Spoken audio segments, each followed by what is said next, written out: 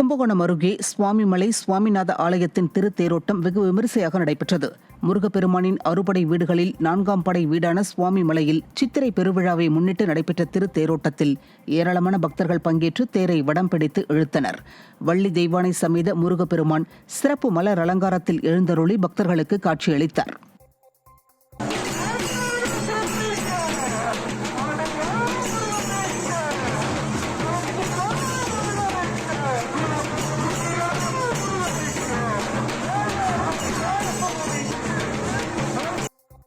திருவன் ஸ்ரீ மீனாட்சி சுந்தரேஸ்வரர் திருக்கோவில் தெப்ப உற்சவ திருவிழா கோலாகலமாக நடைபெற்றது.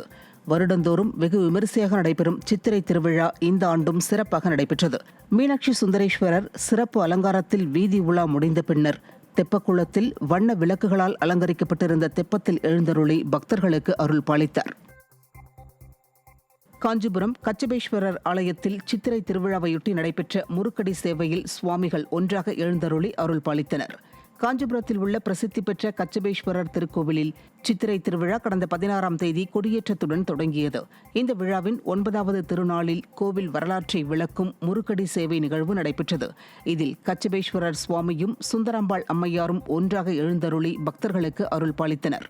இந்த நிகழ்வில் ஏராளமான பக்தர்கள் கலந்து கொண்டு சுவாமியை வழிபட்டனர்.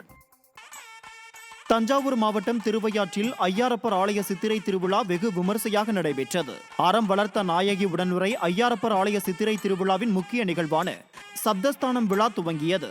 முன்னதாக ஐயாரப்பர் அறம் வளர்த்த நாயகியுடன் கண்ணாடி பல்லக்கிலும் நந்திகேஸ்வரர் வெட்டிவேர் பல்லக்கிலும் புறப்பட்டு 7 ஊர்களை சுற்றி காவிரி ஆற்றில் ஒரு சேர சங்கமிக்கின்றனர். இதில் ஏராளமான பக்தர்கள் கலந்து கொண்டு சுவாமி தரிசனம் செய்தனர்.